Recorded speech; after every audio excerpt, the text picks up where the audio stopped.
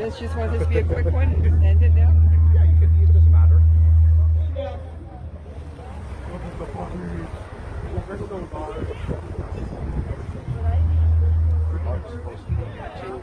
Okay, I'm going to talk about a little more about personal experience real quick.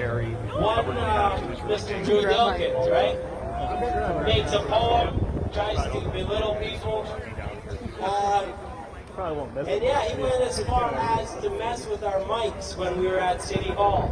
Okay? That's how low this gentleman is. I shouldn't even call him a gentleman, actually. That's giving him too much credit. But that is how low this man is, right? He knows what's going on. He's trying to hide it. And that brings me to Ahmed, right? Dr. Ahmed with absolutely using his mental health and addiction training to terrorize the community. If anyone thinks he doesn't know the effects of what's going on right now, you're crazy, right? And then when we have a true gentleman like David Colby from Chatham, who's a virologist, he's trained in this stuff, ladies and gentlemen, and he is the one who we should be listening to, right? Yeah. And nobody wants to hear it. The municipalities, they don't want to hear it. Dilkins doesn't want to hear it. Nobody wants. Trudeau doesn't want to hear it. Nobody wants to hear it. Thank you all for showing up to hear it. That leads me to our next speaker, Pete Wolf.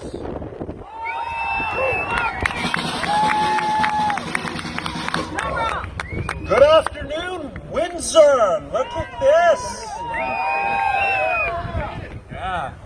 They thought Windsor wasn't going to fight back. They thought you guys were dead and buried. Well, boy, were they wrong. Look at this. Right? I thought so too. Where do we start? Well, Mr. Ford said we had 1,000 cases today, which we knew he would predict, right? But these guys are running out of stuff to come up with. How do we scare them today? One day we're going to shut down the restaurants. The next day we're going to shut down the schools. They have to say something. Do not let them intimidate you.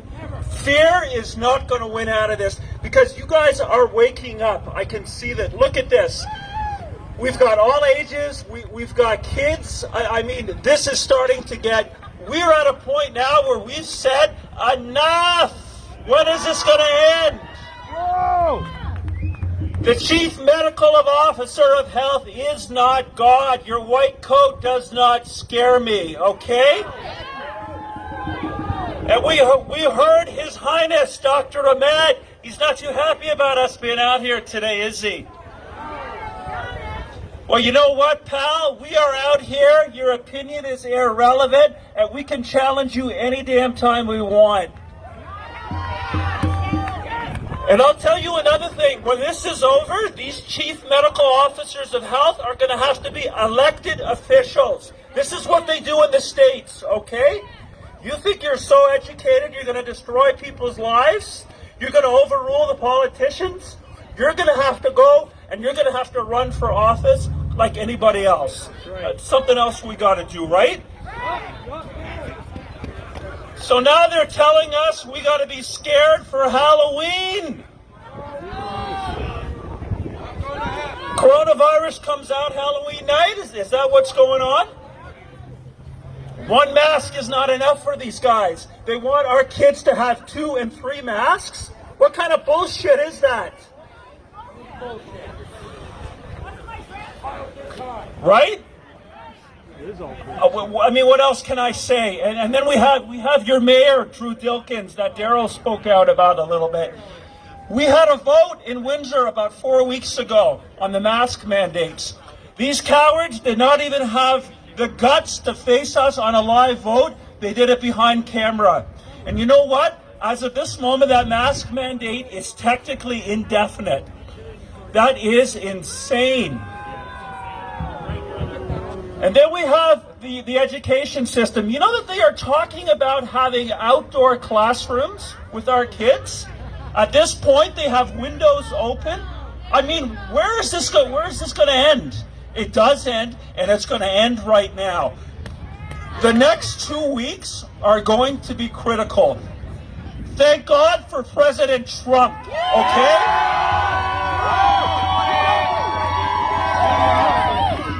Trump is the only one that stood up to the pharmaceutical companies, okay?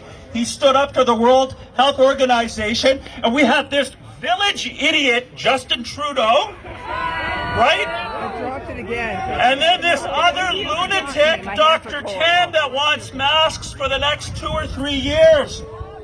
What turnip truck did she fall off of? Guys, it just goes on and it goes on, but I'm going to tell you, we got them on their heels. There's a lot of stuff going on. Oh no, you're not. Okay. Kitty talked a little bit about what happened in Vancouver, about that mask mandate that disappeared. You're going to see a lot more of that. Now, something else happened because the municipalities do not want to deal with this. There are lawsuits that are being filed left, right, and center. Nobody has the right to terrorize you and force you to put a face diaper on your face. If you can't breathe, if you get anxious wearing a mask, you don't wear one, and that's none of their business. If they refuse you, document it, get a name and date, and speak to us later on. There's a lot of lawsuits that are going on. Anyhow, I'm going to get the next speaker going up. I am so proud of you people. I am so proud of this city. God bless Windsor. This is going to end soon. You will see it, all right? Take care.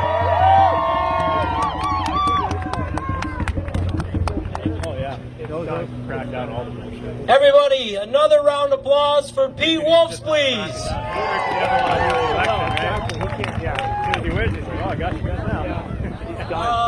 Maybe. We should have time, absolutely. Yeah, I'll give you some of my time, actually. So, I'll make this one quick then. Another thing I want to point out is the average age of the deaths by COVID is higher than the life expectancy of Canada. That's true. That tells me alone nothing's going on, okay?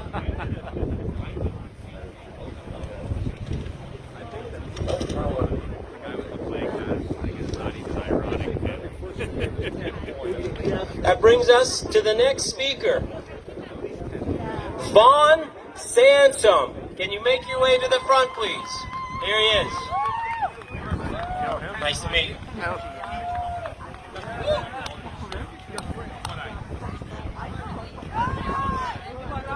Does anybody know where you can get a hair salon on using a face mask? Because I'm having some flashbacks from April.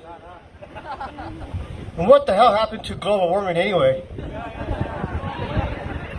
So, I don't want to be just another speaker telling you about what you already know, what you should know and stuff like that, and all this numbers about how this whole situation is all such a scandemic.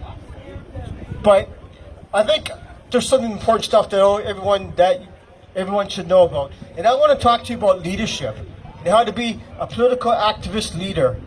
Because every single one of you here has the power to do this. I don't really like following the script because I'm here because nobody likes scripts, right?